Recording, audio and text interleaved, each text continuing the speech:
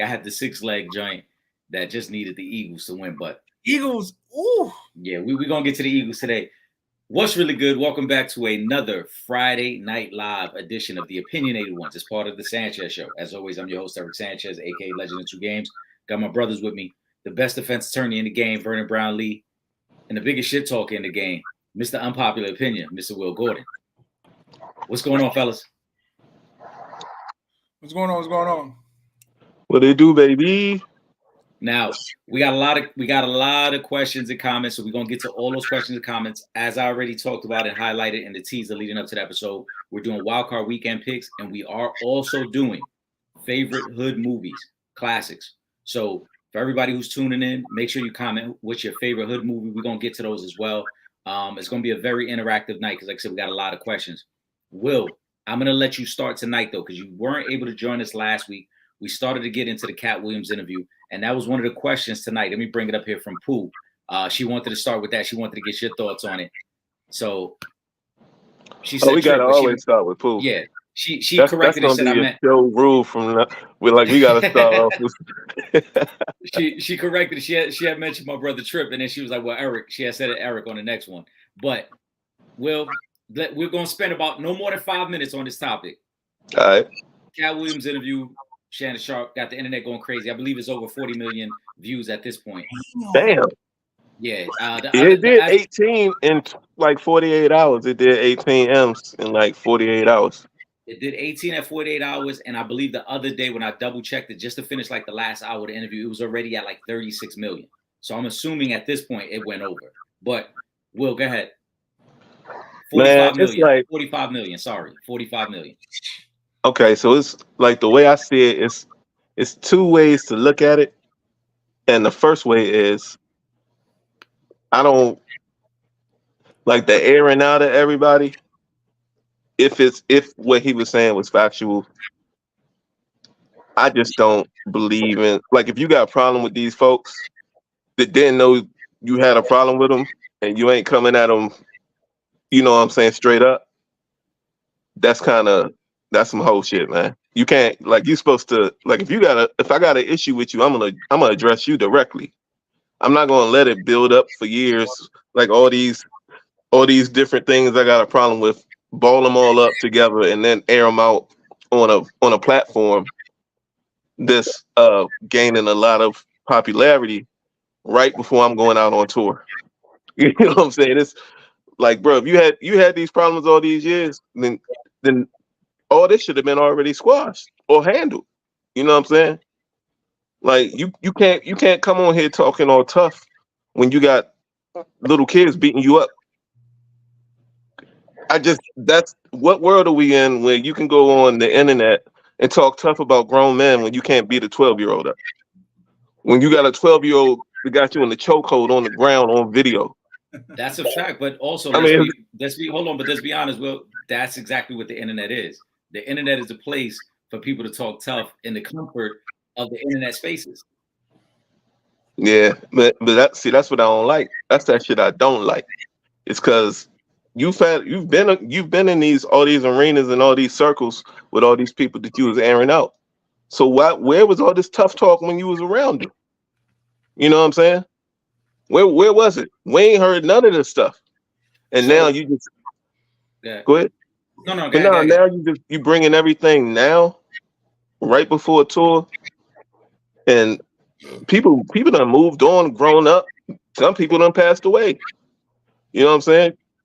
Bernie ain't here to speak on nothing. You know what I mean? It's like I just think it was unnecessary.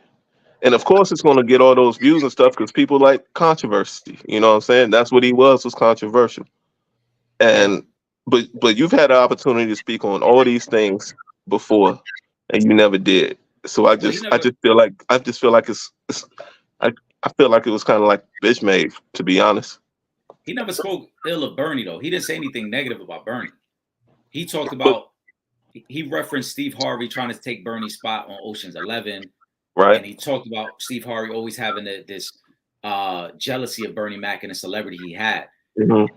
But Bernie could have spoke on it though. That's what I'm saying. Yeah, I'm not saying he spoke negative of Byrne, but right, Byrne could have spoke on the right. Steve Harvey situation. You know what I'm saying? It's My just crazy. takeaway. And Byrne, all his like all the joke stealing stuff. I posted it on my Facebook today. Mhm, Like a lot of people steal jokes. Okay. There was a little kid, speaking of little mhm. kids, there was a little kid on Showtime at the Apollo that did a joke like a long time ago that Byrne used on Kings of Comedy.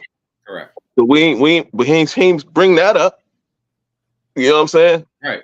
Well, Like I mean, it was he talked about his kind of issues. My thing with this is right, like he was responding to what some other people had said because the interview starts off. I got a mixed drink tonight. I'm not going straight up. I got a mixed drink. it ain't clinking. We clinking, but it's a mix. I'm gonna let you know. But All right. he spoke on issues that he had with Steve and with Ricky Smiley based off of comments they made about him. That's why the interview starts off about Ricky Smiley's comments about him when Ricky Smiley was on Club Shay Shay.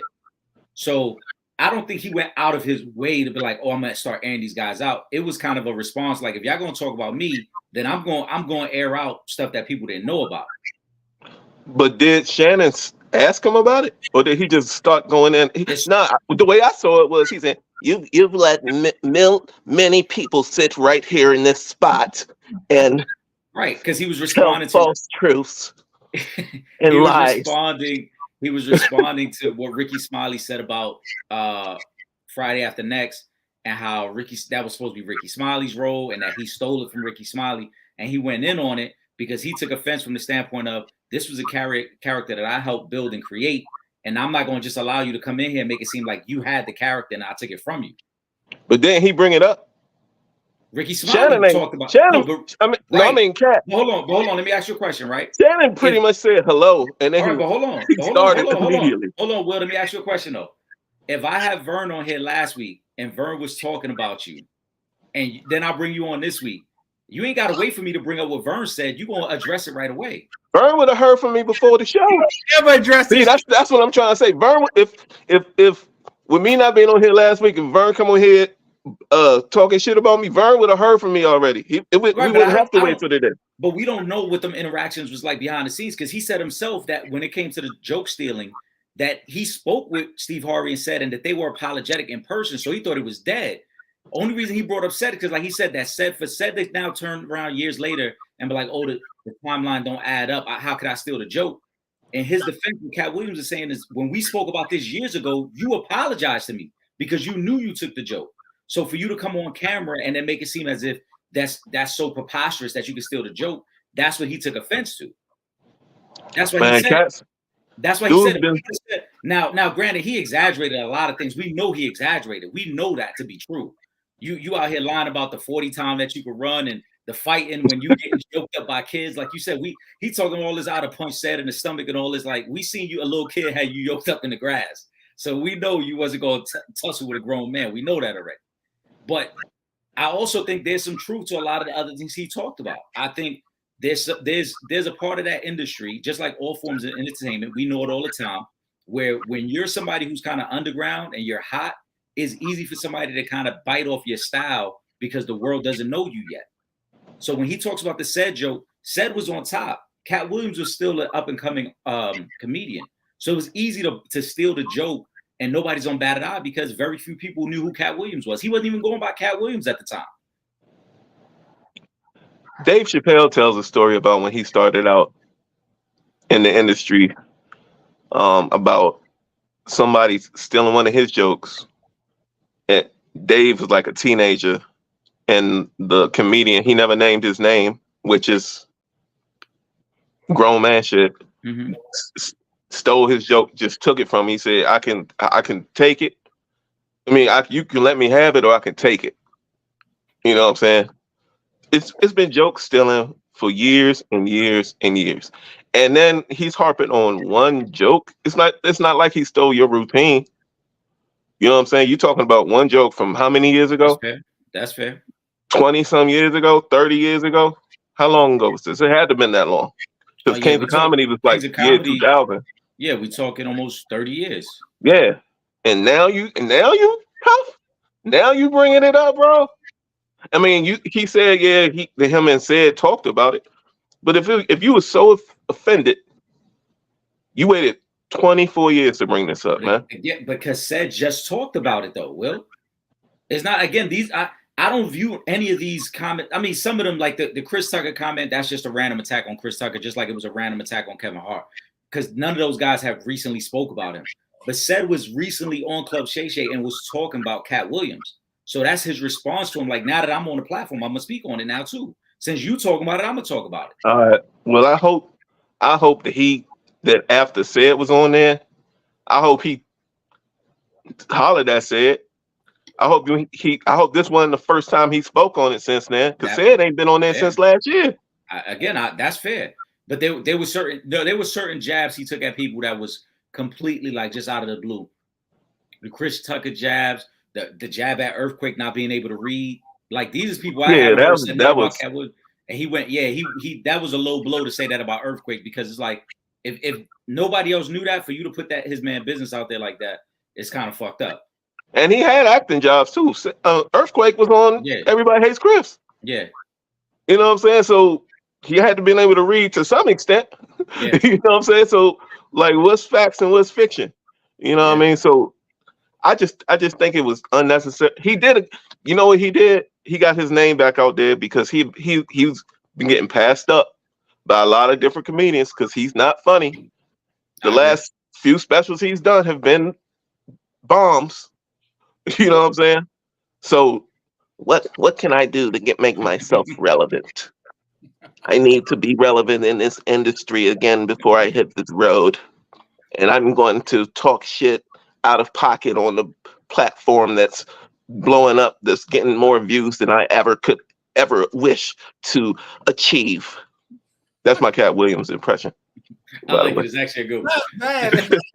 Not bad. All right, let's get to some of these other questions right here.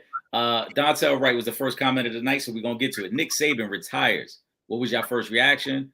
What's his legacy as a coach? Vern, I'm gonna let you start that one. Legacy as a coach, I mean, even though I really don't like Nick Saban, I don't think he's a great coach. I can't hate on him. I mean, I think I read a stat where every player that he's recruited when he was at Alabama, if they stayed 4 years, won a championship. That's an insane stat. Damn. That shows a model of consistency and excellence that no other coach could really talk about or attest to. This is not a one time or you just had a great run like a Dabo Sweeney, right? This is when I was here, I did my thing. Like, I was winning a championship every 4 years at least. But I think now with the NIL and with the playoffs expanding, I think a lot of these coaches are going to realize that I actually got a coach now. And I think it's going to expose a lot of coaches, because when you have college players, it's not necessarily sometimes about the best coach. It's about who can get the best players and who can recruit, because if you can make the talent difference wide enough, you can win games. But now with Neil and expanding the playoffs, I think some things are going to be exposed. He's also older. I think it's time for him to leave and step down at this point in time. So, I mean, his legacy is going to be one of the greatest of all time. Even though I don't think he was technically a good coach, I think he was a good recruiter of men. Well, what you think? No, he's still staying with the program, though, right? He's not completely stepping away, is he? I think as an advisor. Yeah, but he's. Yeah. I mean, you got to give that dude his flowers. He did his, like Vern said, he did his thing at Alabama. Kind of unmatched when you look at the level of consistency that I didn't know that stat though. That was crazy. That's crazy work right there. Yeah, it's crazy. That's nuts. So, but I think the bigger deal is going to be where they go from here. You know what I mean? Because everybody knows, everybody sees the championships. He's going to have all those banners up and whatever still. But where do they go now? Are they going to fall off? Are they going to find a successor that can keep that level of consistency going? Because what he built at Alabama was not just like a winning legacy, it was a brand. So is the brand going to fall off? Is the brand going to be able to still survive post Saban? That's the biggest thing, I think, in the whole legacy. I mean, because everybody has to leave at some point. When we just saw somebody very prevalent leaving in the NFL ranks. like all good things must come to an end at some point. You know what I'm saying? Like, yeah, it's one of the greatest coaching legacies in college football. He's obviously up there. Vern, you mentioned, if you stayed for at least 4 years, you won one national championship. I believe he has over 130 players that were drafted into the NFL. So in terms of getting players ready for that next level, he accomplished that as well. His biggest strength probably was recruiting and then the staff he put around him, because Lane Kiffin came from that system. Steve Sarkisian came from that system. So those are also prominent offensive minds who went on to bigger jobs outside of Alabama. That's going to probably be the biggest challenge for them, because with NIL now, the playing field is level everywhere. If you're a top-notch talent, you can go to any college. You don't have to go to Bama anymore to get the exposure and get ready for the next level. You can go anywhere. So that's going to be the biggest challenge, and I think that's why he's stepping the right way now. He realizes that the biggest advantage he had before, in that come to Bama, we'll get you ready for the next level, no longer exists. You can go anywhere now and get ready for the next level. So, legacy-wise, he's still one of the greatest, though. And that kind of lends to his time in the NFL when you weren't able to just go and sit in somebody's living room and promise their mama you was going, take care of them and get them a good education and all that. He don't got that. He didn't have that advantage in his NFL stint, and he was not very successful. So now that colleges with the NILs, it's kind of closer to the NFL, because you can't just walk into somebody's living room and impress their mama no more. Now she like, well, these folks giving me the bag already. So like what you really own? You know what I mean? So it's closer to the NFL, where he was not very successful. And like we've already been saying, you can't just pluck kids anymore. Now kids are plucking you. You know what I'm saying? So I think that lends a lot to it. I agree. I think that's a reason why a lot of college coaches struggle at the NFL level, because you actually have to X and O it. You got to game plan it. You're not playing with a stacked roster anymore and getting fat against weaker competition. Everybody's good in the NFL, and you got to be able to coach it up. So ultimately, I think we all agree the legacy is great. He's stepping away at a perfect time, though. He sees the writing on the wall. Dante Ryder also wants to know, quick recap on Michigan-Washington, the title game. I'll keep it very simple. Michigan was out there playing grown man football, and Washington was a finesse team. And you can see it very early on that Michigan was not playing any games with Washington.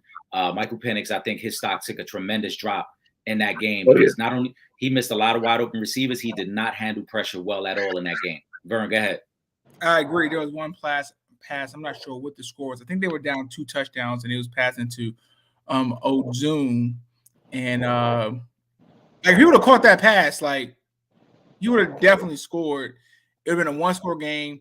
Momentum was already moving that side, and he just missed him. I mean, it's one of the reasons why, people were looking like Michael Penix. I was like, I'm kind of reserved on him, because I said, hey, look, I need to see you under realistic pressure, right? Their offensive line was one of the top all year.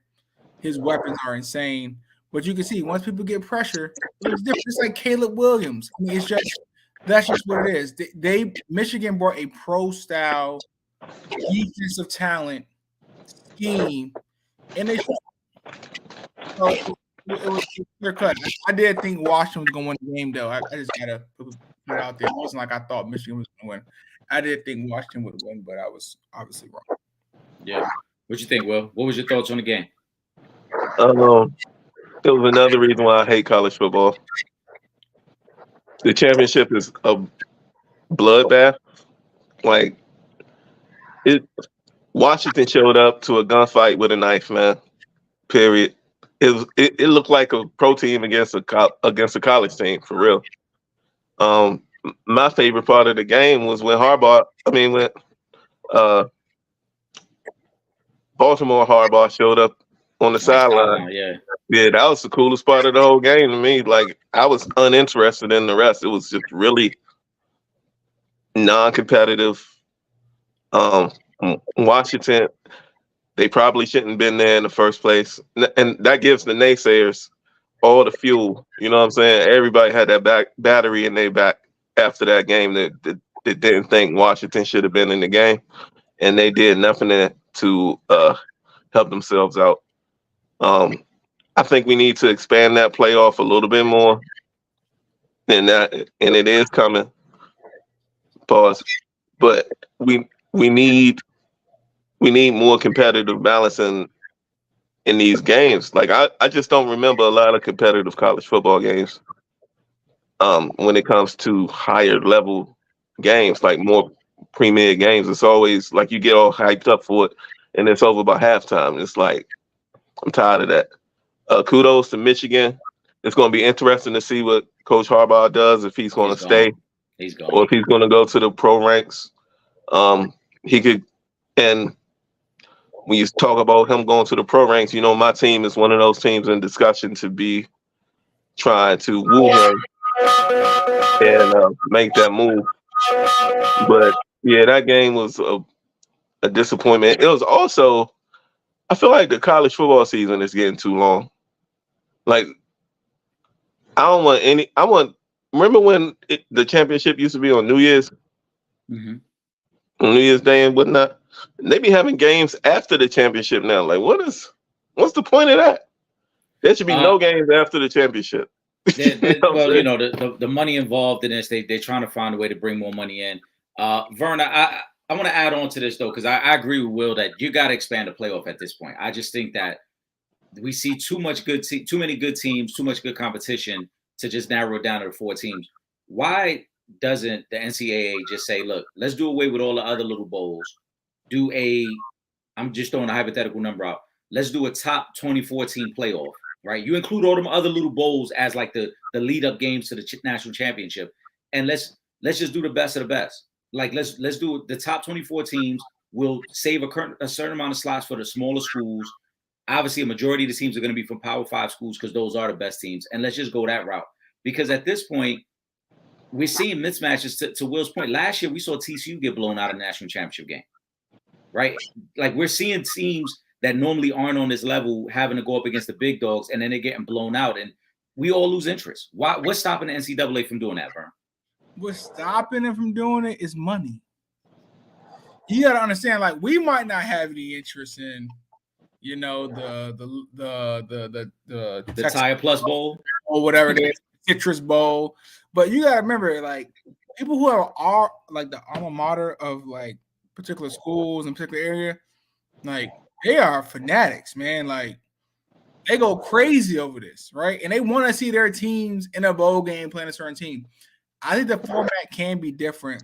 And not only that, I think it must be different. And the reason why is because imagine in the NFL, we were to say, oh, we think these are the 4 best teams, and we put them in a 2-game thing to the Super Bowl. How often do those teams ever get to Super Bowl? Like very rare, right? It's very rare. The way they need to do it, and I've been saying at the very least, it should be 8 games. It should be your Power 5, and if you want to add, you know, what's that division called? Like Big Sky, whatever it can be, whatever. Yeah. Power 5 and 3 wild cards. And you go from there, and you can expand and make it 16 games. My biggest issue with the championship game is you get a month off, and then you just got to play football again. I think that month off fundamentally changes everything about the season, right? You're talking about you're going from week to week to week to week, and now you got a month off to prepare for a team, get healthy, film, whatever case may be. I think you need to keep it as consistent to the regular season as possible. If you want to give them a week off, that's fine, but to have a month off to play, I think it's unfair to everybody that is, you know, that's in the competition. I mean, also, how do we really know how good these teams are? Like I said, in the beginning, in my opinion, instead of having, you know, Alabama play Citadel, what it should be is just like it do in basketball. The first week of the season, SEC, you're going to play Big Ten. You know, when the Pac-12 was here, you're going to play ACC. And that's how you do it. So now at the end of the season, when you're trying to figure out tiebreakers, okay, well, the SEC is 12-3 out of conference. ACC is 3-12 out of conference. That way you can kind of see what's going on, because when you have teams like you're trying to figure out, okay, well, 4, 5, 6, well, neither one of them played them. They don't have no common opponents. How do you really know who's better and who's not? You just guessing based off what the fuck, you know? Yeah, so, it's all hypotheticals. I said the same thing because it's crazy that Georgia was number 1. Yeah. Loses 1 game to Alabama, who ends up being number 4. So that means you lost to another top 4 team, yet somehow you dropped to number 6. Exactly. It makes no sense, right? Right. It makes no sense. Like, no how do you drop 5 spots when you lost to another top 14 then? Now, I don't believe Georgia should have been in it. I don't believe so, based on the way that the rules are currently constructed. However, do I think Georgia should have had an opportunity to play for the national championship? Absolutely. Because what doesn't make sense is you're saying, so if I lose in September, I'm rewarded. But if I lose in December, right, I'm punished. That doesn't make any sense to me. Like, if you're 12-1, you're 12-1. It shouldn't matter when you lose. And if you're saying I lose to the number, let's say hypothetically, if you thought Alabama was the second best team, I lose the second best team in the country. And so I'm out the playoffs, where another team who doesn't the second best team in the country. And that's what I'm saying. They were number 1 and undefeated all year. They losing it in their conference championship game. The year before then as well. Right. So they've been number 1 for 2 years. They lose one game. Yeah. And not only did you lose to a team who's now the number 4 team in the country. So how does that drop us 5 spots then? Exactly. No, I agree. And another thing they got to figure out with the bowl thing that I don't like is they got to figure out a way. I don't blame the kids for not playing. You got all these opt-outs. There's too much money on the line. You can't, but Eric, you can't do that. Especially when you look at your boy from Ole Miss. Who's the quote from Matt Corral last year, playing in the bowl game, had a catastrophic injury, haven't heard from him since, right? Can't really do anything. But that's why, to your point, if you put 24 teams in it, and now 24 teams can possibly win a championship, you might get people to play in the bowl game. Right. You now there's incentive for Marvin Harrison Jr. to play in that bowl game. Of course, because Ohio State can win the championship. Right. And my thing is, let's keep it. How do you know Ohio? One more point. This trash about college football. So, my man Talia Tungavailoa has entered this transfer portal. He sat out our bowl game. I thought because he was going to go to the league. This Bama sat out to transfer to another school. Yep. Yeah, if you tell your ACL what? game, you can't even play the next year. So I don't blame him. No, you can play immediately now. No, I said if you tore his ACL, he wouldn't be able to. Oh, okay, I got you. Yeah. But man, come on, man. Like, college football is so lame to me. There's a lot of things that need to be fixed there. Let's keep it moving up. Shout out to Justin. He wants to know thoughts on Bill Belichick leaving Patriots. What's Bill's legacy? Gerard Mayo replacing him. Will, go ahead. Start that one off. Bill's legacy, like you can't take those banners down. You know what I'm saying? He was the coach during them. You can't take him down. But post Tom Brady, it's looking kind of flimsy out here about what his legacy really is. Like, was he the driving force, or was Tom? Just like with Saban, all good things must come to an end, and it was probably time, because it kind of seemed like the game is passing him by. But I think the bigger picture is that Mayo's getting this opportunity, and what he's able to do going forward, and what he can do for the faces of black head coaches getting opportunities and prominent opportunities. For him to get hired the day after, and I know they say it was in the works or whatever. None of the prognosticators were telling me that, but okay, whatever. But the fact that he's getting the opportunity, much like D'Amico Ryans and Houston, much like when Tom,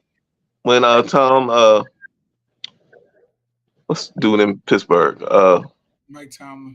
Mike Tomlin got his opportunity kind of out of the blue, and you see what he's done. 17 years and hasn't had a losing season yet. I think the bigger picture. I mean, because kudos to Belichick, go off in the sunset. But the big opportunity. Well, go wherever you gotta go.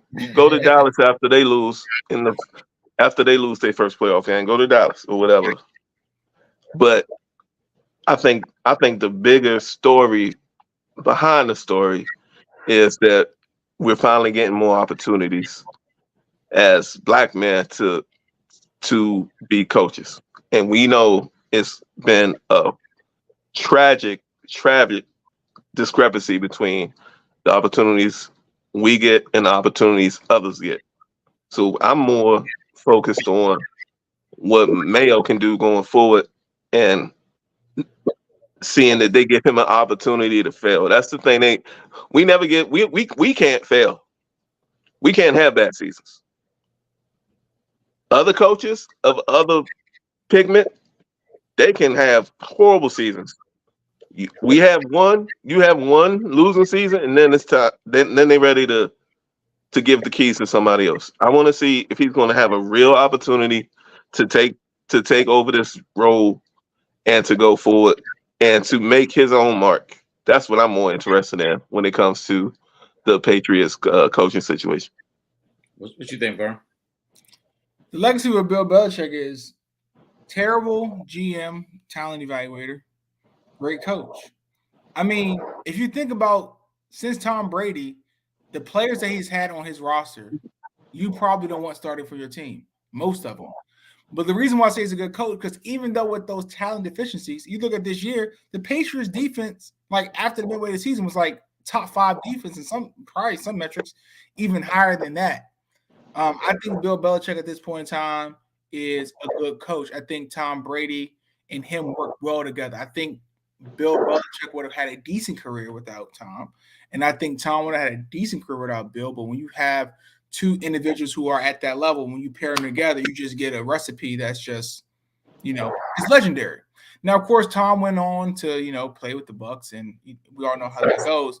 But I think if Bill Belichick were to find someone who had a decent quarterback, I think they'll do fine, because what he has shown is that his defenses are going to be decent, right? So you take him with the Chargers, and you say, hey, Justin Herbert, if you can give us 24 points, we're going to win games, because I can coach a defense up, right? That's an ideal landing spot for me, in my opinion, even though I think Justin Herbert is not, we already crossed well, that. we know how you feel about Jay Herbert. We know how you feel about it. If you're saying Justin Herbert can do what he did in the championship, in the playoffs game last year, if Bill Belichick is the coach, you're saying we're going to win, and Bill Belichick is going to pass the offensive coordinator job off to someone, right? You coach the offense, you get 24 points, we're going to win games, and that's the recipe that Bill Belichick was going for such a long time. But he just didn't have a quarterback to execute his ideal. So I think the Chargers, in my opinion, you might not like that. I think the Chargers are a perfect landing spot for Bill Belichick, because you already got your quarterback that can score your points, and all you need is your defense who has pieces to be coached up to just like average, maybe just give up 4 less points per game, and you win. Instead of winning 7 games, you're winning 11 games. Yeah, I think it's in terms of legacy, Bill to me is the greatest NFL head coach. What he was able to do during the free agency era and consistently. NFL head coach, yes, because what he was able to do in the free agency era of the NFL and consistently keep the Patriots relevant. You look at some of those early teams and what they was winning with. Troy Brown is your best receiver.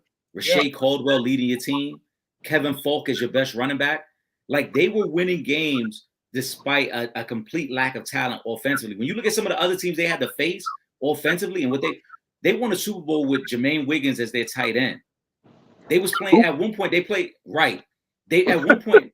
Remember when they played Troy Brown as a slot cornerback? I remember that. He was strapping though.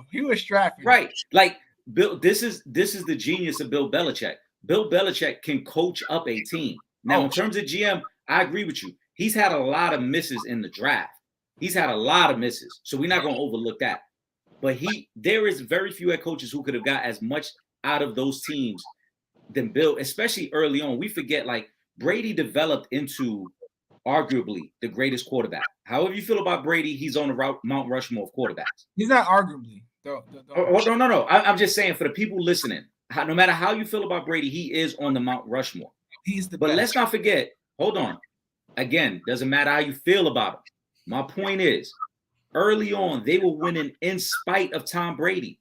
Tom Brady was not looking great early on when they were winning Super Bowls. Look back, and to keep it real, both the Super Bowls over the Rams are credit to Bill Belichick. They won a Super Bowl 13-6. What other coach is going to win a Super Bowl 13-6? That's Bill Belichick. Now, Brady had great moments as well. We're not going to overlook and we're not going to minimize what Brady brought to the table. To your point, Vern, it took both of those guys because early on, Brady was not ready to be a starting NFL quarterback. They coddled him along and they babied him to make sure you don't blow these games for us. You're going to do just enough to win these games. You're not going to lose these games. And then when Brady got better and was able to handle more of the workload, then they started to open up the offense more. Then they went and got more weapons. But if you look back at them teams before Randy Moss and Wes Welker and Edelman and Gronk got there wasn't much talent on that offense. And yet somehow they won 3 Super Bowls in 4 years. So Belichick deserves a lot of credit for what he did there. He hasn't drafted offensively well. Defensively, he has drafted better. And Vern, I agree with you. I think the Chargers are a great landing spot for him because of the amount of talent they have on paper. And it would just be a matter of going in there and sweeping up all the bullshit that Brandon Staley brought there. Right. Like, I think from the upgrade from Staley to Belichick alone is probably worth 3 wins, 3 to 4 wins easily. Miami, they win. Right. So you're talking about but I said 3 to 4 wins, putting it gently, because like you said, now you go from a 7-win team to an 11-win team immediately. Right. Easily. No doubt. He goes there. But I think to the point Will made, the reason I don't think he rides off to the sunset, I think the reason Bill, and this is going to get to my point about Gerard Mayo, the reason Robert Kraft was so quick to make this happen is Kraft already understood. It's time to move on. We got to get younger. We need a better voice in this locker room for this younger generation. Gerard Mayo fits that perfectly. That's a guy, you talk about the Patriot way, played 9 seasons with the Patriots. It's still close enough in age to those guys in that locker room that he knows how to speak to and motivate those guys in that locker room. But if you're Bill Belichick, not only are you looking at the Charger job, you're looking at some of these other jobs, because there are certain teams that if they lose this weekend, I think we'll be looking for a head coach. I think if Buffalo loses this weekend, they're going to be looking for a head coach. I think if Dallas loses this weekend, Jerry Jones will definitely take the meeting with Bill Belichick. I think if the Eagles lose this weekend, they will be fielding offers. So I still think the Chargers are the best, though. I still like the Charger move for them just because of a location and the young talent they have. But if you're Bill, granted, it sounds great. Yeah, the Patriots are going to rebuild. They're going to get a quarterback because they got the number 3 pick.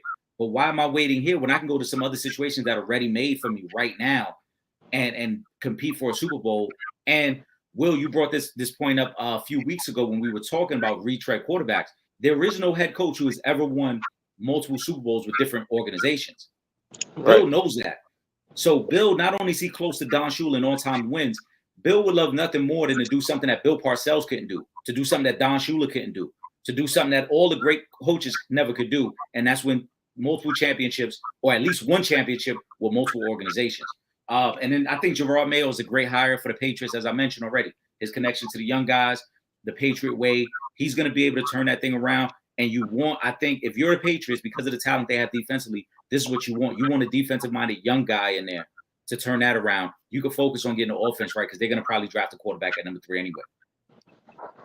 And my last point on him, on Belichick, I think he's the 3rd best coach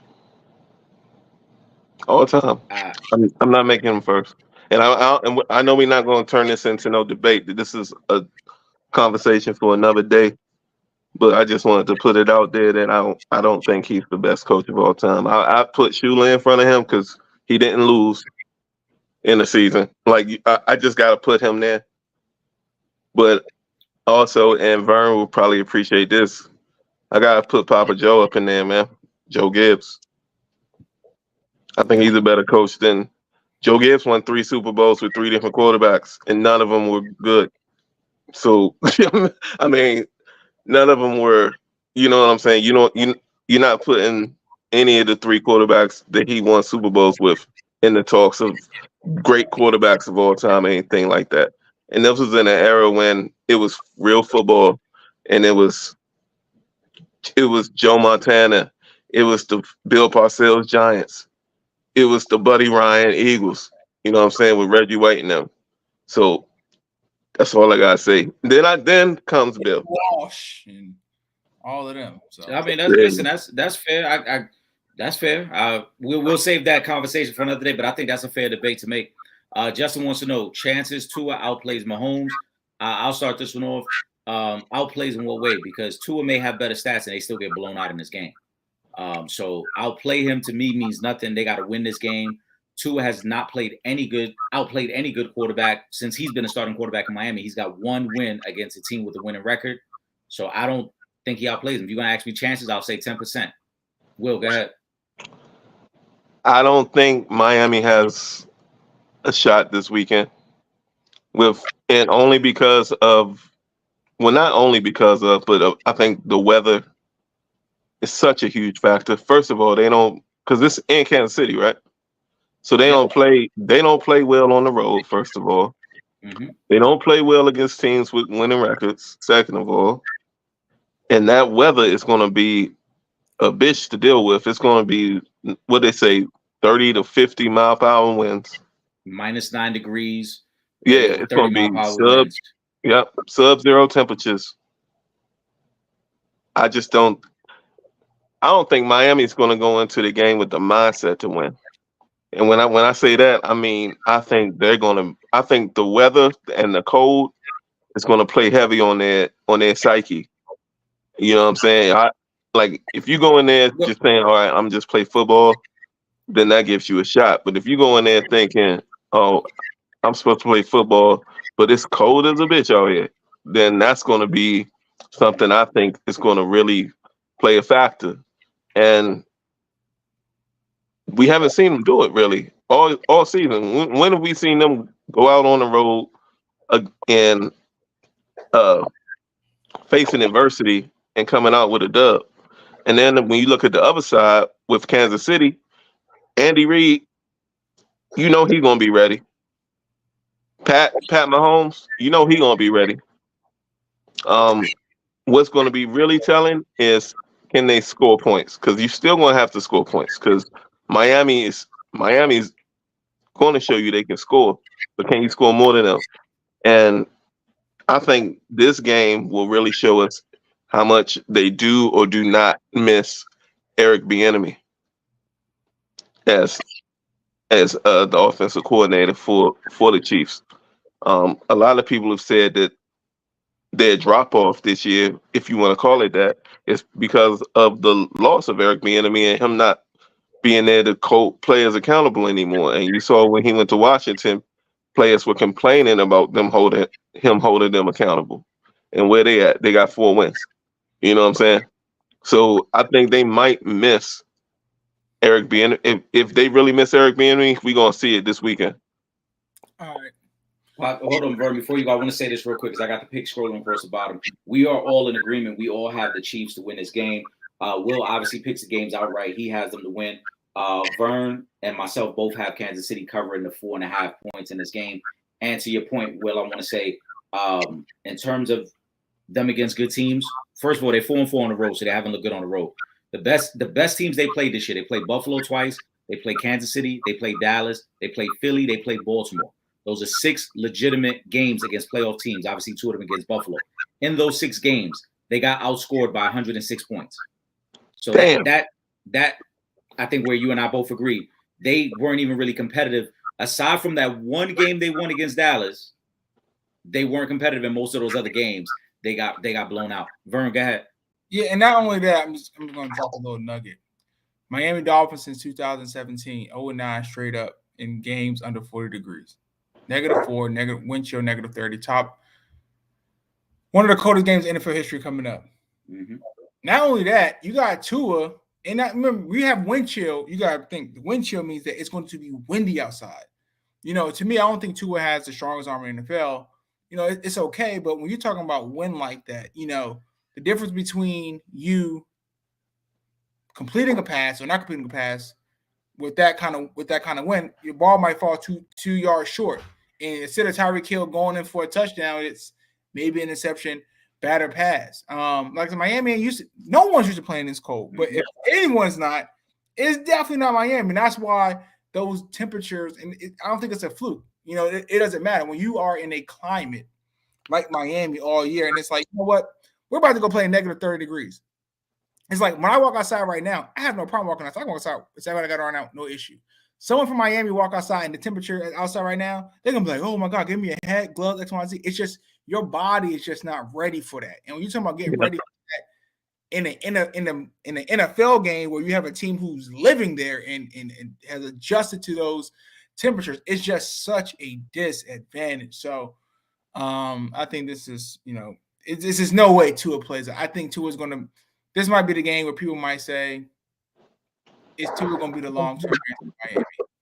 Yeah, I think there's a lot of things against Miami. As you mentioned, you talked about their record in these type of cold weather games. They faced this situation last year in the playoffs against Buffalo and lost. Granted, Tua was out of that game. But again, this isn't a team that's built for these conditions. It's also super tough to prepare and simulate that when you're working out and practicing in Miami. Like, yeah, like you've been practicing.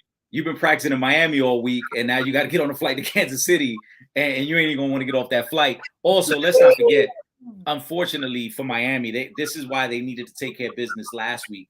Exactly. They're in a situation where I don't really even know who's suiting up for them right now because most is questionable. Waddle's questionable. Tyreek's been dealing with the ankle injury.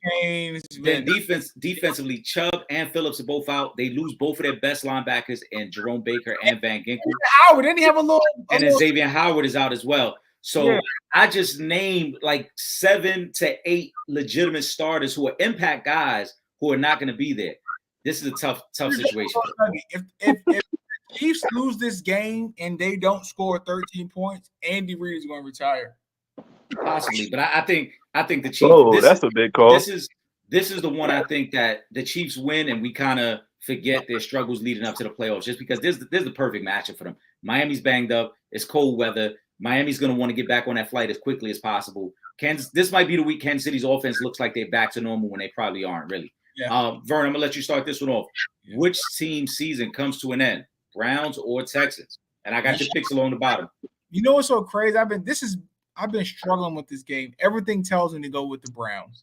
They got the better defense. I think CJ Stroud struggles against man defenses and top tier defenses. That's really their weaknesses. And the Texans defense is not that good. And we've seen since Joe Flacco, the Browns offense has come to life. You got rookie quarterback, rookie head coach. The numbers don't really support it. I'm gonna go with the Browns. And the reason why I want the Browns to win so badly because the likelihood of Joe Flacco going back to Baltimore is so high. And so I'm hoping that the Texans season comes to an end because of the drama that will cause. And seeing Lamar Jackson, oh, man, couldn't miss it. So I think the Texans. You said you was taking the Browns, right? Yeah, I say I got the Browns. All right. I'm going to go in. I'm taking the Texans in this game. I like the Browns defense, but I also think that we put a little too much stock in the Browns defense because the Browns defense at times has been lit up this year. They weren't the 85 Bears that everybody tried to make out to be. They had some moments this year where their defense struggled. But I went back. They played the Texans early this year. They won the game comfortably. Flacco played good. He threw for over 300 yards. He threw for 3 touchdowns, but he did throw 2 interceptions in that game. But the biggest takeaway from that game is CJ Stroud didn't play, and the Texans still put up 22 points. So the Texans were able to move the ball a little bit on their defense. It's just that they had some early turnovers and they fell behind very quickly in this game. Amari Cooper, remember, this is the big Amari Cooper game where he went for like 200-plus yards and 3 touchdowns. So I'm sure D'Amico Ryans is going to focus on take him away. Let's force someone else to beat us. Don't let it be him. This might be a big Njoku week. Njoku might get an opportunity to have some big moments in this game. But there's 2 things I really want to pay attention to in this game. First, no Denzel Ward for the Browns. He's not playing? He's out for this game. That's big. That's big. That's big for them. I know that was okay. That changed. Yeah, everything. Denzel being out is big for them. The second thing for this, and this is, it could be historic. So there are 2 quarterbacks all time. Will, I want you to add to this question. There are 2 quarterbacks all time who has 7 road playoff victories. One of them is Tom Brady. Can you guess who the other guy is with 7 road playoff victories? I know who it is. It gotta be playoff Joe. Joe Flacco. Exactly. So Joe Flacco wins. I always talk about how Joe, if it wasn't for some huge drops and huge moments in playoff games, we look at Joe Flacco's career a completely different way. Different way. Playoff Joe Flacco, to me, I don't know if we've ever seen anything like in terms of disparity of what your career was and what your playoffs were between Joe Flacco and Eli Manning. Because they got the biggest disparity in what they are in the playoffs. Like when you look at some of their moments in the playoffs, they're like, yo, this fucking Hall of Fame quarterback.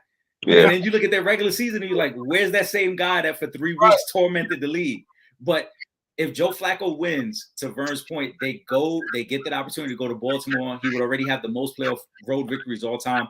And I guarantee the Ravens do not want to see the Browns in a playoff game. They do not. I'm taking the Texans to cover the 1.5. I like CJ Stroud. It's 2.5, Eric. I like it even more at 2.5. I'm taking the Texans, but I wouldn't be surprised if the Browns win. I just think the defense is a little overhyped. Will, what you think though? I'm taking the Browns. I believe in kudos to what everything Houston's been able to do this season. DeMeco Ryans is a coach of the year candidate in my opinion. Definitely. CJ Stroud is hands down rookie of the year in my opinion. And to be a quarterback to come from Ohio State and have such an impact that he's had is something we haven't seen out of an Ohio State quarterback. But I think this is where the fairy tale ends. That defense for the Browns, and I didn't know Ward was out, but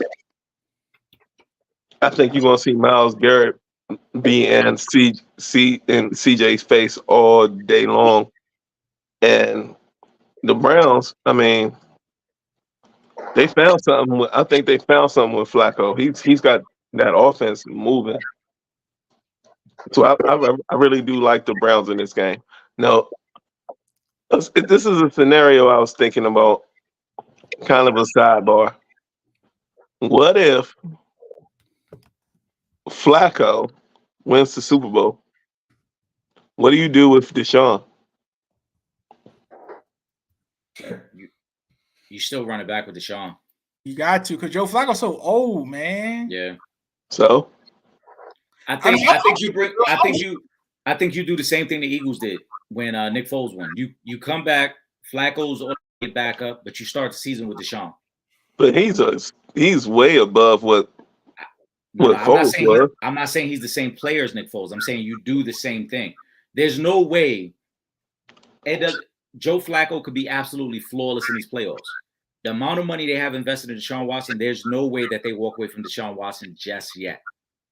Now, internally, there may be discussions like, man, we could keep running this back with Joe, but realistically, the business side of it takes over, and it's like there's no way we can have that amount of money sitting on our bench every week. Yeah, and first of all, Joe won Super Bowl. He's only signed for this year. He's going to demand a different contract structure. I think he want to stay there. I mean, yeah, he get a new contract, but I think it will be there. Now, then that would lead to the opportunity, I think, to trade Deshaun. No. To a team that needs a quarterback. Guaranteed money, in New England. Nah, New England. So then him and Kraft could go get massages together. Yes, yeah. From the cynical side of things, because Bob got the liquor on all the massage parlors. You know what I'm saying? And you know Deshaun, it'd be the massage parlor capital of the world. Would be. It's like because look at it this way. No, realistically, look at it this way. Even if you want to trade Deshaun, how much of that contract are the Browns going to eat? No, because you're not getting. There's no way you could say, "Hey, we want to trade you Deshaun, but we want all this draft capital." It's like we're not getting a bunch of draft capital for him. The guy got still almost $200 million in guaranteed money on his contract. Right. I was just setting it up for that. I know. Joke. But they're gonna have to. I'm telling you, they're gonna have to run it back. And the best case scenario would be let's run it back with Deshaun. Flacco's a little older. He's still our backup, and he becomes our safety net in case Deshaun can't perform next year. Pause. And then you go from there. Let's see what else we got. We got some NBA stuff. Y'all want to keep NFL? Y'all want to go NBA? Did we pick all the games? We went through the first two. We went through and that's just tomorrow. Yeah, okay. All right. Yeah, so let's do a little. I want to get into the movies. I but y'all can keep. I want to get to the movies too, but we got a bunch of questions. Let's see what we got. Let me put a couple more questions up, and then we're gonna get to the movies. Let me see what else we got. All right, I like this one from Ron because I don't understand what their debate even is. Kenyon Martin says when he played in the NBA 15 years and overall in them years, Kobe was the best player in the league. He was, Ron. That isn't a debate. During Kenyon Martin's playing time, Kobe Bryant was the best player in the league. Vern. Kenyon Martin says. Okay, so Oh yeah, for sure. best player in the league in what year? In your opinion? So if we're gonna be specific, I believe Kenyon Martin came in the league in what, 98? Yeah. So Over Tim Duncan. Well, I think Tim Duncan was. I agree. I like Tim Duncan better. Duncan was solid. I mean, I think Tim Duncan is very underrated. Kenyon Martin was in the league from 2000 to 2015. I'm just throwing Timmy in there just for debate reasons because I think Kobe's a top probably 4 player ever. No, you could. Tim is more than you can argue. Tim was the best player. I think Tim is the best power forward of all time. So you could argue that Tim was the best player. But LeBron, I don't think. Yeah, so LeBron James became probably the best player in the league in 2010. I think 2011 is when Bron officially took the mantle. Yeah, 2011. So as long as Kobe was playing, he was never. I mean, LeBron was never tops over him. I mean, the one year you can argue to me was the first year with the Heat. I think the second year with the Heat is a better version of LeBron. I mean, yeah, that's what I mean. Yeah, the second year with the Heat. But every other year, man, people, I don't know. I just don't understand the Kobe Bryant hate. Like, why people. It's not that for Kobe. I keep trying. Well, it's not the hate for Kobe, but there's just certain things you cannot argue against. The first 3 championships, Shaq was MVP. Not only that, once Shaq left, Kobe missed the playoffs 2 years in a row, I believe. What did that roster look like, though? It doesn't matter. Yes, it does. How does it not matter when you took Shaq off the team? How does it not matter when you had the Diesel and then you go to Smush Parker? Okay, it's not. No. I don't. But I don't think Vern is saying it doesn't matter in terms of like it diminishes what Kobe did. What he's trying to say is the argument still remains that Kobe's first 3 championships were as Robin. There was never a scenario, that's fine. There was never a scenario where Bron was Robin. But Bron didn't ever have a player of Shaq's level on his team. So Kobe had to take a back seat to Shaq. But who did LeBron ever have to take a back seat to? But we still can't ignore that either. Just because. But that's not Kobe's fault. But you know what I'm saying? And Bron's fault either, though. But listen. Once Shaq left, Kobe missed the playoffs 2 consecutive seasons in a row in his alleged prime. In his prime, he missed 2 playoff seasons in a row, and the Shaq won a championship in the East. What I'm trying to say, you know why? Listen, Will, it doesn't matter. LeBron James never at any point in time in his prime missed the playoffs. Never. That's not true. In his prime, he never missed the playoffs. He never missed. I guess we saying those Laker years aren't his prime then. Heck no. Okay. After he left Cleveland his last year, that's not his prime. He went to. I don't agree with that. I don't think that's. First of all, he was injured. Yo, crazy. Anyway, I don't agree with that. I still think Shaq left LA and then played with the 3rd best shooting guard of all time in Dwayne Wade. Kobe Foley. And left Kobe back. Time. I mean, and left Kobe with who? Lamar Odom. In my Stephen A. voice, who was on crack? Remember that? Smush Parker,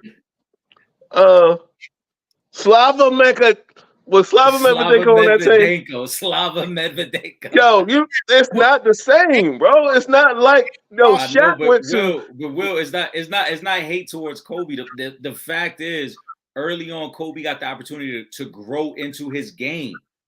And he did. Grow, right. And he had. Are we not going to forget the game against the Pacers in the playoffs when Shaq fouled out? Nobody. And Kobe took the fuck over. We talked about that on here before. Because then that was like Kobe's first opportunity to be like, all right. Right. But that was also I'm that guy. I'm that guy. Like year 4 of Kobe though. Year 4. So what? He came out of high school. My point is, he got to grow into that role. There wasn't the immediate pressure to have to carry the franchise for Kobe. He grew into that role. Did he go to year 3 or year 4? And who was on that roster again? Remind me, Will, please. Which one? On which roster? That Bron one was that year 4, year 5. That was early on though. Year 4, year 5, somewhere around there. It was year 3 or 4. Remind me of the Rami the Well, you championship. had Big Z. Big Z was at center. Booby Gibson was on that team. Okay. Booby was at the point. Okay. You had Mo Williams. Okay. Nah, Mo wasn't on that team. Mo wasn't on that team. Mo wasn't on that team. Mo came later. Are you sure? Positive. Yeah. Eric Snow, Booby Gibson, so Jonas Ilgaskis. Big Z was on there. Who else was on that squad? It doesn't sound like Shaq was on that squad, does it? And not only that, he beat the NBA championship, the Detroit Pistons. So and then now we want to ignore how the East was versus the West at that time. Remember how soft the East was? The Pistons were the West was the gauntlet. The East was nothing. Champions, and he put up 20. Bottom line, listen, hold on to the original question. Hold on, let's not get sidetracked. To the original question, yes, Kenyon is right. During his 15 years in the league, Kobe, if you want to say Kobe wasn't the best player, the only other guy you can really debate is Tim Duncan. From 2000 to 2015, and I'm more comfortable with that. Right, I'm more comfortable with Timmy being in that conversation than LeBron. No, but we didn't say LeBron. Yeah, we all agreed. I don't think. Oh, LeBron I thought y'all was bringing that into. No. I said from jump. To me, I don't think LeBron really took the mantle until like 2011, 2012, when he finally got over the hump. Then Kobe. Yeah, I agree 1,000. You went on this tangent about the disrespect for Kobe Bryant. We never said that because it is a lot of disrespect. We can't ignore that. But yeah, I agree with Ron. Yeah, I agree with. Well, Rama didn't say, but I agree with Kenya on that. Kobe's that dude, man. This is for Vern, who just 2 weeks ago, I got to look back because we made a bet on Memphis making the playoffs, Vern. I mean, hey yo, they just signed the little Isaiah Thomas. Yeah, that's gonna supplement for what you're gonna lose with job missing the season. It's a wrap for them. You better bring back Zebo and all them. Remember when Memphis was tough when they had Zebo? Like you better bring them back in their prime because it's a wrap for y'all without Ja. And it's sad for the NBA because when he came back, he came back like he ain't never left. And he was hot for about a week and a half. Yeah, it's sad for them and the league, but oh well. Vern, if we let Vern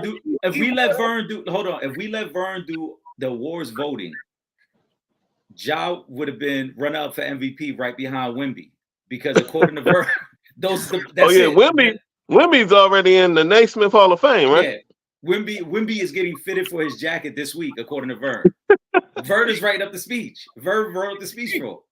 Should be measuring it right now. Oh my God! They molding the statue for Wemby right now. Justin got some good questions. Shout out to him. He wants to say, I thought School Henderson was supposed to be the truth. I mean, he could still be the truth. Like, let's not overreact. Let's take it down a notch. We also got to remember the Portland situation isn't the greatest situation right now for Scoot. They got a lot of guards there. They're going to make a trade at some point before the deadline to at least move Malcolm Brogdon, if not somebody else. But you got to remember, Scoot's coming into a situation as a combo guard where they already got Brogdon, they got Shaedon Sharpe, they got Anthony Simons, and then you got Jeremy Grant, who thinks he's an all-star.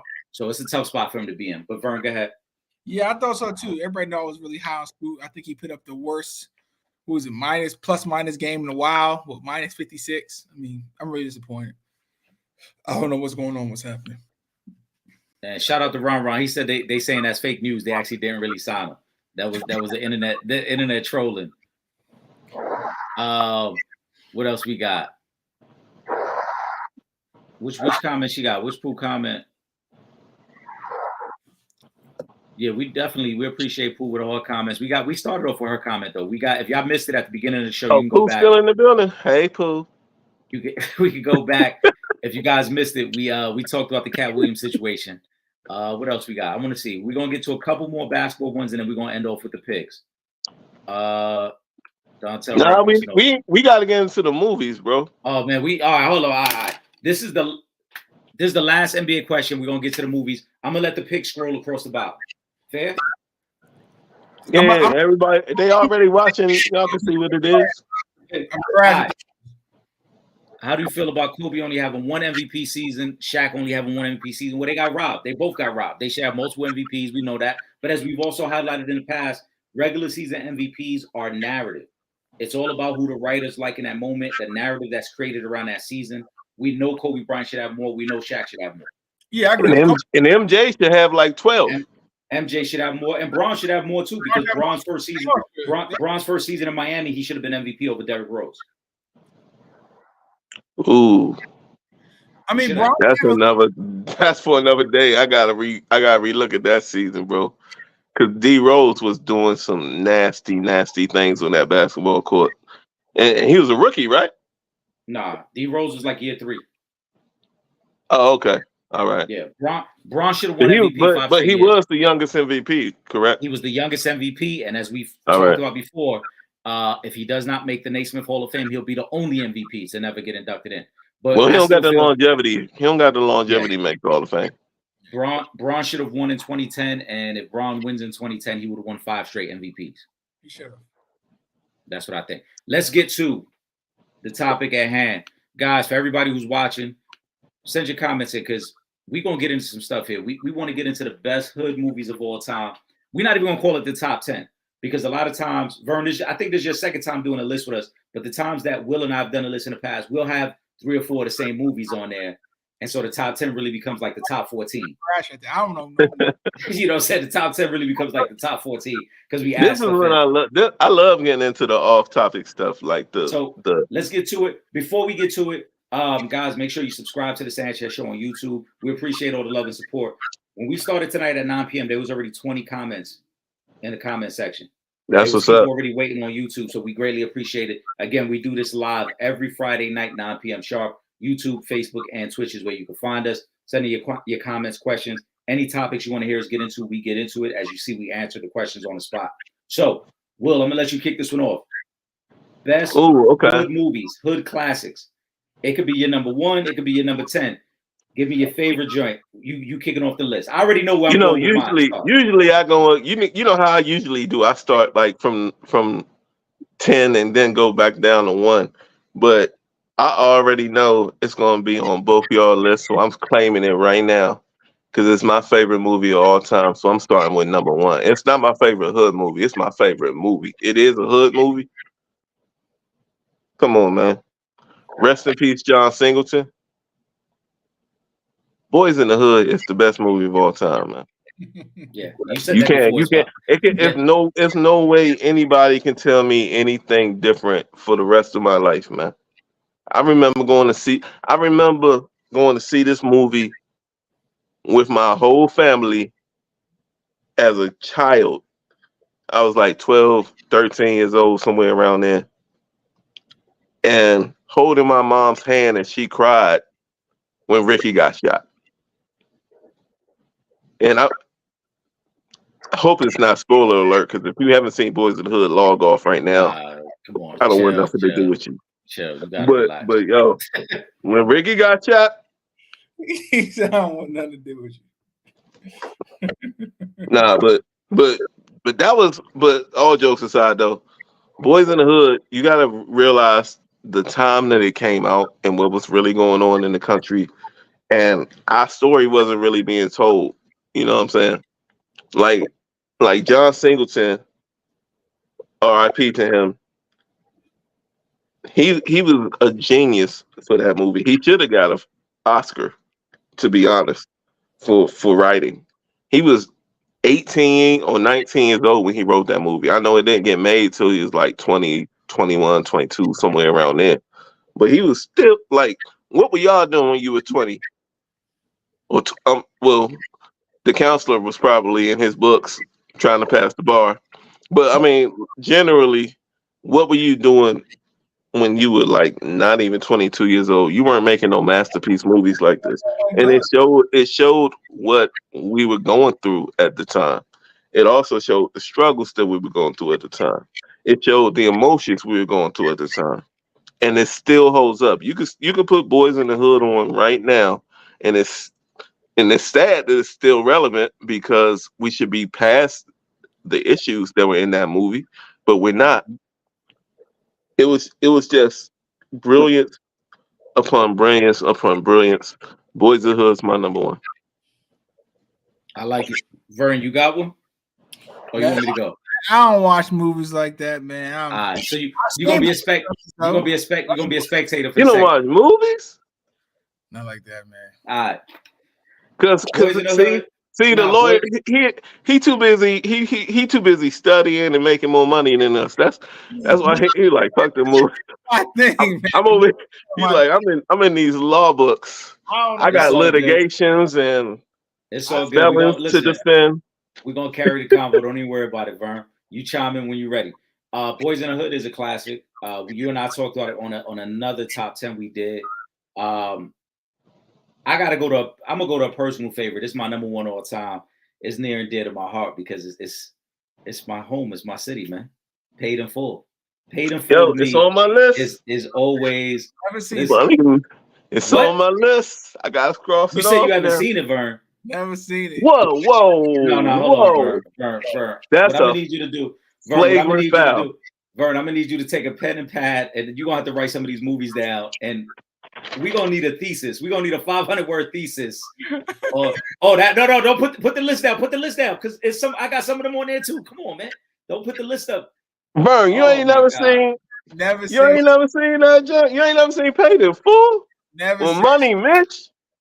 Who's that? I know you. Oh getting my money, God. baby. What you talking about, Ace? What you talking about? Listen, Cameron at his peak. Cam should have won an award for the movie. Cam should be in more movies. Niggas die every day, B. He said, "Pull your skirt down, eh?" How you tell a man? Hold that up, just get shot in man. the head, Hold on. Pull your skirt down. Hold on. Vernon, I need you to look at the camera right now. Because I want to make sure you're not lying. You never seen Paid in Full? I never really heard of it. Right? Never. You never heard of it? What? Oh, man. Log him off right now. Log him off right now. Bert, next time, just pretend that you heard of the movie and just like, oh, yeah. Oh, my God. Nah, don't do that, Vern. Don't do that. But Kai, Wood, Cam. I don't know who really good cast, too. I don't know. No. And it's a true story. I don't know. Oh, my God. It's about, I don't know. I am done with you. Oh, man. Good Lord. Paid in Full, though. We talking hood movies. It's my favorite of all time. Paid in Full. Will, what you got next? Well, Paid is on my list. All right, give me a minute I gotta recover from Vern never Listen, saying while that. you're recovering, you give us the next movie. That is nuts. I'm gonna go. I'm letting the pick scroll across the bottom while we talk about the movies. So I'm gonna go another bang, bang, bang classic. Menace to Society. Are you kidding me? Never seen it. Vern, what? No. Hey, Eric, cut his feed right now. He's never seen Paid in Full or Menace to Society. What are you doing on this topic? Get out of here. You don't belong. We're gonna have to kick you off the live, Vern. You've never seen. What were you doing when Menace came out that made you miss Menace? The hell was going on, man? I don't know what the plot. I don't know nothing about the movie. Oh my God! Like nothing. Like I have no words for you at this point, man. Movies not my thing. You never seen. I see Boys in the Hood though, so I really don't even know what to say at this point. Yeah, like I don't know. You got me speechless, bro. You never seen Menace to Society? This was gonna make this interesting. If we get down to like 10 movies and you ain't seen these joints, yo, it don't take no more. You ain't seen Paid in Full. You ain't never seen Menace. Like, I'll tell you what I've never seen. I ain't gonna even get to that because y'all just gonna disown me. So we'll just what? That one. We'll just say that one. Nah, let's Menace is super fire. Oh, dog. Yeah, Lorenz Tate. Hey, you ain't never heard what you say about my mama? Yeah. You buy, you go. I feel sorry for your mother. I cannot believe. I feel sorry for your mother. You know what? I feel sorry for your mother. Yeah. Bitch ass Chauncey. Are you Arlena's cousin? Yeah. Like it's so many quotables. Yeah. There's so many quotables. Yo, Vern. Oh man. All right. I gotta step back. I'm blown away right now. I might need a drink. I can't even. Yo, I'm blown away. Let's go. You have one on your list that's also on my list as well. But Menace is on it too. Like I said, the list never ends up being 10. It always ends up being like 15. In Too Deep. Oh, Never seen it. Never Oh my god. This guy. What the fuck? Do you, You even ain't no watch Cop movies? J. Reed. You ain't no Cop You, J. yeah, Reed. you ain't no Cop J. Reed. Who's that? Like, Hey, love it. Love it. it. Come on, man. You know I was drunk, man. You know I give it up. Hold drunk, on, man. Vern, what did you do? What have you been doing with your life, man? I mean, besides, passing the bar and all. I don't know. Man, we talking about movies, and these is the clients that Vern be defending in court, man. For real. Come on, Vern. You supposed to get in touch. You supposed to know who these people are. I know. That's hilarious. It's Come on, bad. Vern, you never seen Paid in Full. You never seen. Man, have you seen Boys in the Hood? Have you at least seen Boys in the Hood? He said he saw Boys in the Hood. I've seen that twice, actually. You only said it twice? It's twice. Vern, how old are you, bro? 32. Oh, you young as shit. I didn't know you was that young. He's a little younger than us. But still, that's no excuse. That's no excuse. I seen Boys in the Hood twice, which is crazy. It's streaming and everything else, man. That's no excuse. Right. Vern, we're gonna need you to write down these movies, and then when you get some free time, you got homework assignments. You knock them off the list one by one. You got some homework assignments, bro. But In Too Deep is a classic. It's a great cast. LL was ill in that joint. LL was crazy in that joint, and that's a true story too. Yep, that's a true story. What else is on your list, Will? Yeah, because we ain't going to Vern because he gonna say some bullshit. Because Vern sitting back, he writing down the list like I got some joints to watch. Right, Vern, I don't know what hood movies he gonna say, The Sandlot or some shit. All right, so let me see. Okay, this. Oh, we already said Dead Prez, right? Nah, or Dead Presidents. Nah, we didn't say Dead Presidents, man. Another movie Vern has never seen. Heard of it. You've heard of it? I never heard of it. Never heard of it. That was a great movie about what used to happen to, like, you never saw our stories about when we came back from the wars and stuff and the trials and tribulations we had to deal with coming back to poverty and things like that. Dead Presidents really addressed that. Killer cast. Chris Tucker was amazing in that movie. Mm-hmm. Dead Presidents, Vern, write that one down. So, and the soundtrack was stupid. Yes, the soundtrack was stupid. Just so we're clear, we named 5 movies. Lorenz Tate is in 2 of them. Yeah, give him his flowers. That's somebody we need to give their flowers as a actor in our community. And playing 2 completely different roles at that. It's not like he's playing the same type of role. Sure.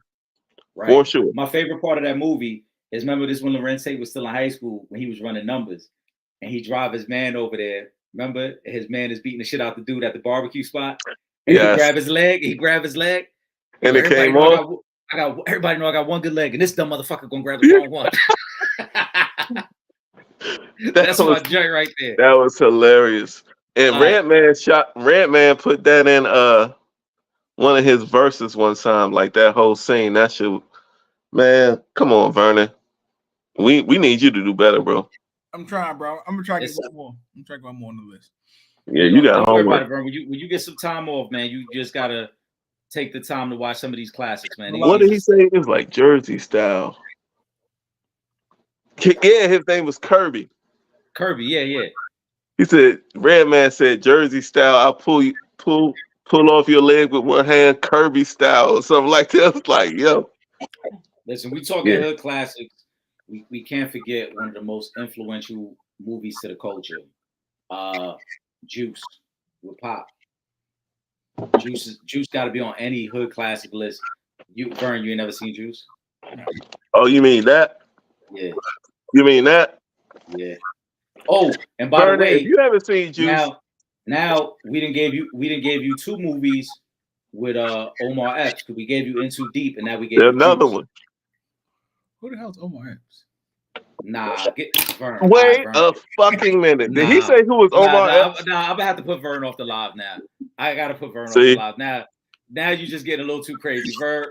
We're gonna put you on timeout. He just said who was Omar Epps. I need to get educated. Vern, who is Omar Epps? Yeah, who's that? I'm looking up. Let me see. Maybe I know him. Do you watch Raising Kanan? No, I didn't watch that. I didn't watch that. Have you never seen like Oh yeah. I thought Love and Basketball? I thought this was Tay Diggs, but yeah, oh my, actually, I got it. This motherfucker. Oh, now we all look alike. This guy. No, hell no. Hell no, you didn't just say that, Bird. Hell no. Now you we didn't just all say look that. alike. He said, I thought that was Tay Diggs. Nah, hell no, you didn't just say that, Bird. Yo, shout out to Gary Blankenship. Gary said, even I know who that is, and I'm 45. He's a 25-year-old white boy from Athens, Ohio. And he know that shit, man. Nah, that got it. That's my man. Nah. Shout out to Gary, by the way. Shout out to That's Gary. the That's my guy right there. That's the line of the night. Nah, I thought that was Tay Diggs. Nah, I thought that was Tay. Jesus Christ. You know what that remind me of? What's that? Remember the scene in Coming to America, right? With Sexual Chocolates performing? And then they said the donation played around and Money put the chicken bone in there. I thought it was trash. I thought it was trash. I thought it was trash. If I saw him in real life, I'd be like, that I seen that dude before. He's famous. Damn, bro. If you seen him in real life, you would have yelled out, Tay Diggs, what you doing out here? I know that. I'm like, I seen that guy before. That's it. Oh man, that is inexcusable, man. We were talking about Juice. Juice is a cult classic. Tupac was in that joint. Vern, Vern, have you heard of Tupac? Tupac Shakur. Yeah, you were like, oh, I thought that was Coolio. I heard it. Damn. I thought that was. Give me another one. Give me another movie. Good Lord, man. I don't think we need to hear from Vern anymore tonight because clearly just write down the list, Vern. What's his next hood movie's gonna be like Good Burger or some bullshit. Hell no. Hell no. Oh, Keaton and Kel, I know them. Boys, I was doing strong, but ever since. Holy shit. Who's next? You up. Oh, it's me? I gotta go with one of my favorites. I know Vern hasn't seen this one at all, also. So I'm talking to you, Eric. But this showed the struggle of what a lot of dudes was going through. Not me, because I'm a good father and I don't fuck around. But another John Singleton classic, starring Tyrese Evans. Tyrese Gibson and Taraji P. Henson from DC. Shout out. And Snoop Dogg. You gotta roll with Baby Boy.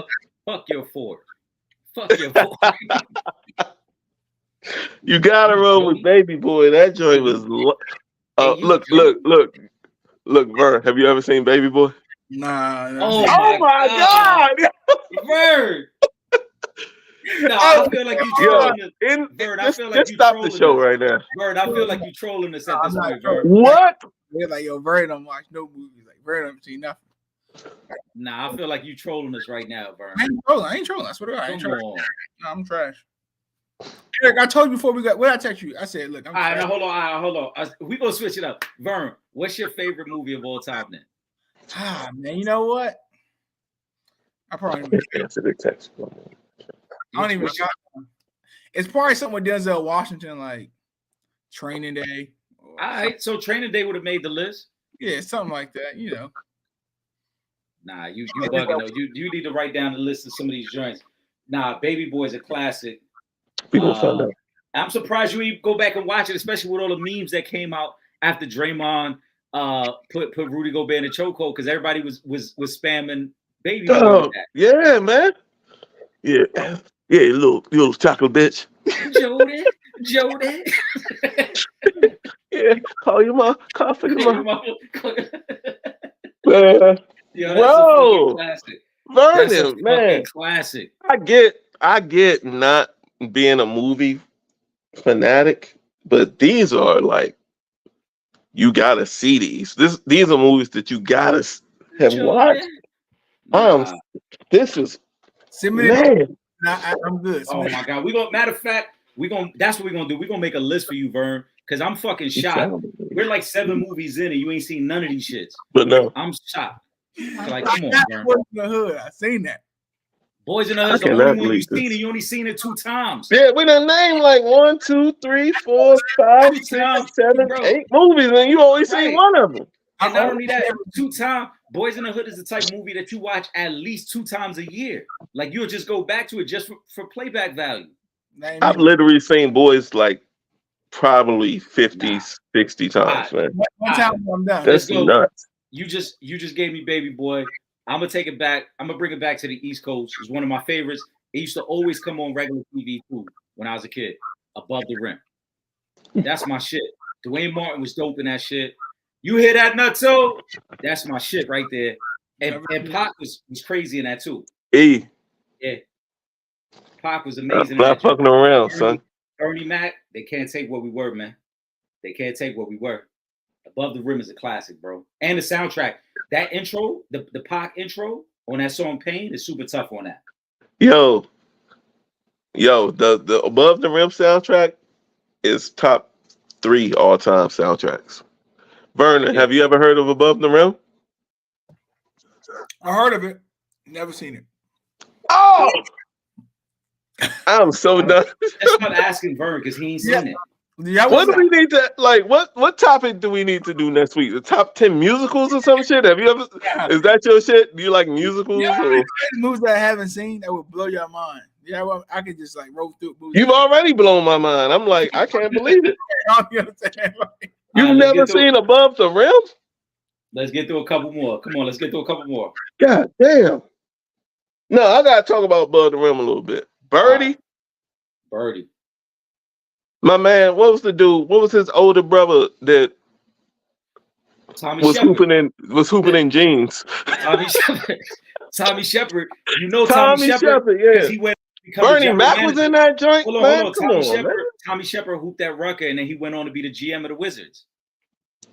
That's right. Your man hooped in the thermal and jeans. Jailhouse, straight jailhouse. Yo. Vernon, I can't believe you, man. And the soundtrack was so sick. The Above the Rim, oh my God. We just gonna all right, let's move on because I'm gonna have a damn conniption fit if we keep going on this way. Not a conniption. Not the conniption. What else you got? Man, all right, so I'm not my brother's keeper. Yes, I am. Never seen it. Yeah. New Jack City. Oh my God. Never seen it. Vernon, if you tell me you've never seen New Jack City. The movie was I Am My Brother's Keeper. Never seen New Jack City either. Dude. The same movie. Vern. Yeah, I never seen it. Yeah, it's the same. You know we named 2 different movies. It wasn't. I Am My Brother's Keeper was not a title. It was a line. This guy is out of control. Yo, classic. Vernon, did he tell you what we were going to talk about tonight? Yeah, what did I say? I told him. He said, "Oh, I'm not good." Did he tell you what we was going to talk about? He said, I'm not good on movies, man. Clearly, you're not. You're the worst I've ever seen or heard. Period. Wesley Snipes, Ice-T, the pretty boy with the curly hair. I forget his name. What was his name? No, not Albie Shore. The brother. Yeah. I don't know. I forget his name. Yeah. Jason's lyric is another honorable mention. I'm gonna say honorable mention. He was in Jason's lyric. Another movie Vern's never heard of. I never heard of Albie Shore. Nah, you never heard of Albie Shore?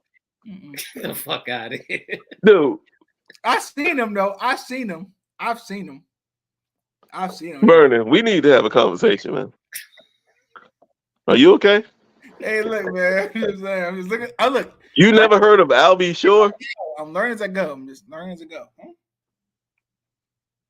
It ain't nothing to learn about Albie Shore no more. Wow. It's already been done. Bro, wow. This is mind-blowing to me. This is the most mind-blowing episode we've ever had to me. Because let's just move on. Yeah, I got one more movie. We'll go ahead. It's your turn. One more. Listen. It's way too many because we got a bunch of them that could get thrown in there. I'm gonna throw one more in there. I'm gonna throw one more, and you throw one more, and we're gonna wrap up there. One more that Vern's never heard of. Yeah. You know me, I got a bias, East Coast bias, but this joint was early on, and this joint is nostalgic for me because I was still in high school when this joint came out. Belly. That intro to Belly. Oh, walking through the club. Yeah, that's always gonna be the joint for me. Yeah. Bro. Belly's an all-time classic. You know what? This is where we gonna differ. Okay. Because the intro was dope, but the movie to me was trash. I thought the plot was trash. I thought the acting was trash. But the walking in with the contacts, yeah, in the club and on the slow mo, yeah, that was a vibe right there. That was hard.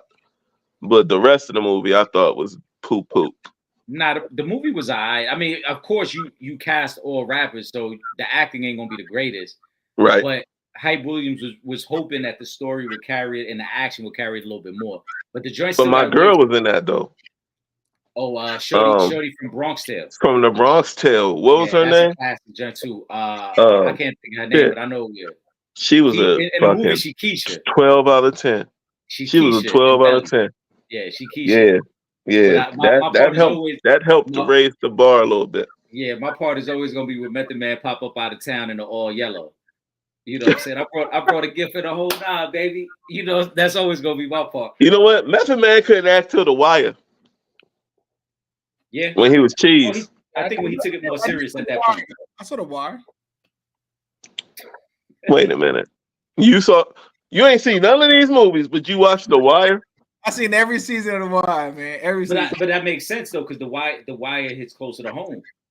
Yeah, I was in Baltimore at the time. Like you were in the mall. Okay. Yeah, when I was living in Baltimore, I watched. We're gonna do an episode on The Wire because I think The Wire is better than The Sopranos. Oh, that's my personal I think The Wire is the best show of all time. Yeah.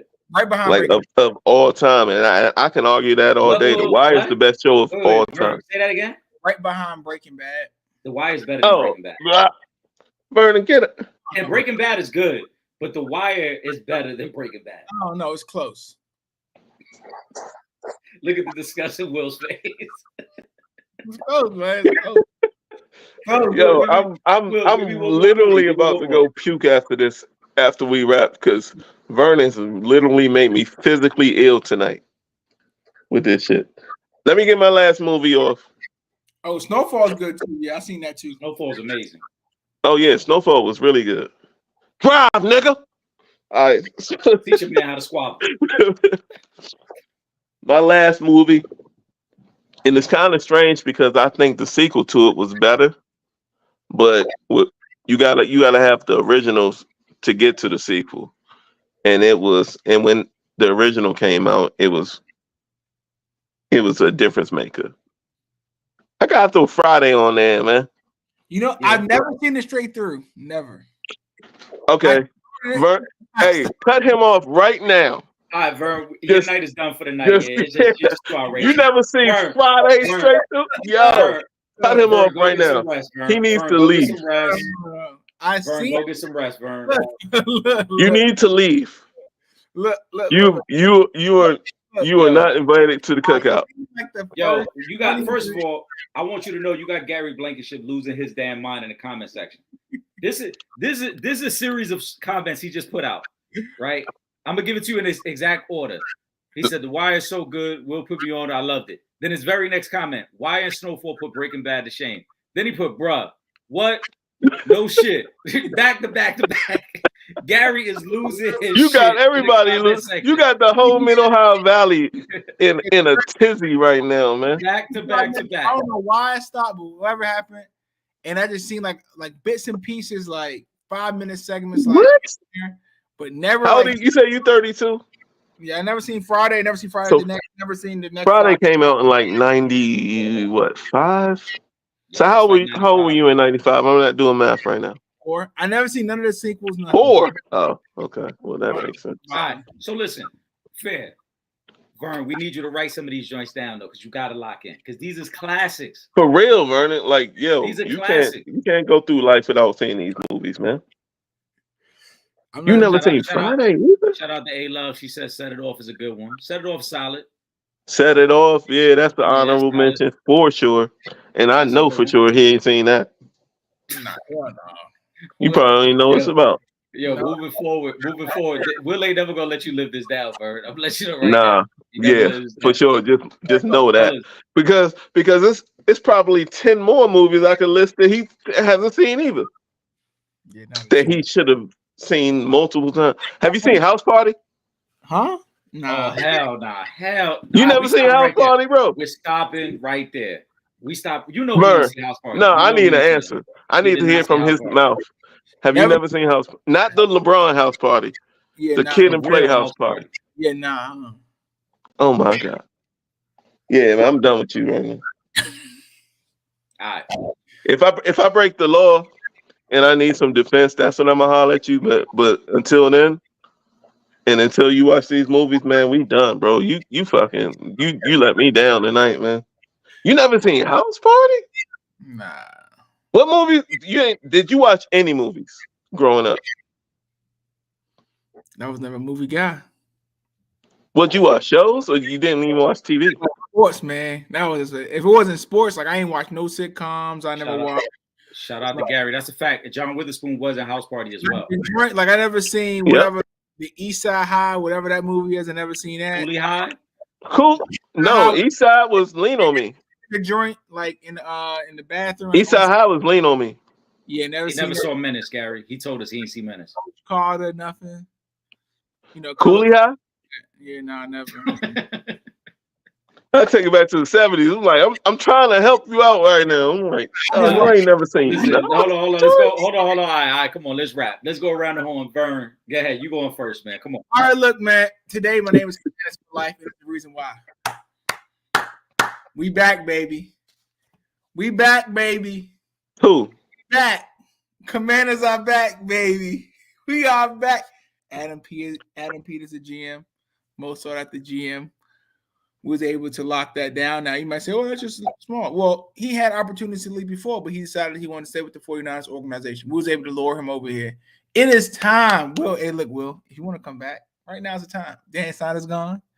We got a whole new thing. We'll bring you back. We won't even ask you no question. I'm never coming back. That's fine. You can stay over there on the West Coast if you want. But we back, baby. Championship in I can't 5 come back, man. Championship in 5 years, maybe 2. My son is a Chargers fan. I'm not coming back. My God. He said championship in 2 years. You're muted for the rest of the night. Chargers in 2 years. Never. He said Chargers in 2 years. Never seen Friday. Never seen any black movie ever. The fuck, man. What you got, man? Give me my final thought is my mind is blown. Vernon needs some homework. Hey, Vern. Okay. This is my final thought. Eric, did you send him any of those movie titles that he has not watched? No, I'm gonna send it to him now. I send him a complete list, okay? I had assumed we're gonna get back together. We're gonna get back together in a week, right? No. We're gonna give him a little more time than that. This is what we're gonna do. Because Vern's busy. Vern got a couple cases he's working on right now. Vern, I'm gonna send you a list of 5 movies that we talked about tonight. Wait, hey Vern, have you ever seen Murder Was the Case? Never heard of it. All right. This is what we're gonna do. No, this is what we're gonna do. Will, I can't do this. Hold on, Will. You and I are gonna take our 5 favorite off the list. We're gonna send them to Vern. I'm not asking you to do this right now, Vern, but after the Super Bowl, I'm just asking you to watch one of them, and we're gonna do an episode on one of the movies. Yeah. Well, look, we need to do it each week. That's what I'm saying. Vern joins, be one by he needs one. to have a one by one. So what's the first one? What's the first one we wanted to watch? Did we want it to be Menace? Wait, have you seen Boys? Yeah, he said he's seen Boys. I've seen that. Wait. What did you say, Vern? Ricky! I seen it. Okay. He only said Ricky because you said Ricky. That's why he said. He don't even know who Ricky is. He think it's Ricky. You think it's Ricky Williams? He thought it was Ricky Waters in the joint. Ricky Waters. Ricky Waters, though. He said, "Why they did Ricky Waters like that out there in Cali?" Listen. Even worse, from the history of the movies he watched, I think he might think it's Ricky Schroeder. Oh hell nah! All right, so listen, which one you want him to do? Menace? One movie a week, man. You gotta give us one a week. No, you want him to do Menace? Which one you want him to do? It's between Menace and Paid in Full. I think Menace though. We'll do Menace first. So, Vern, you gotta watch Menace to so Society by next this Friday, we're man. gonna tease it. The week after the Super Bowl. We gonna damn. That's like a month away. Yeah, but we got to give Vern time because Vern is working 2 high-profile cases right now. Yeah, yeah. So to be fair, okay. So we're gonna give they Vern a little guilty. bit of Fuck time. it. Just watch it. Yeah. He said they guilty, dog. He Just said watch plead it. out now. Just plead out and start watching these movies. Not take the plea deal. I got movies to watch. Hey, yo, these movies might help you though. You might get some angles. Menace. You said we're gonna do Menace, right? Yes, Menace. Yeah, you gotta watch Menace, man. I'm gonna remind you of that. I'm gonna remind you as we get closer, Vern. We're gonna do Menace first, and then we're gonna do Paid in Full right after. One thing. You say about my mama? Bill, Eric asked me the question. We're gonna do top 10. My response verbatim was, "Man, my movie acumen is in the shitter." Multiple R's. I told him. Wow. All right. I didn't know. But you know what? I'll be honest. Menace to Society came out in the 90s, bro, and you've had 30 years to watch this shit.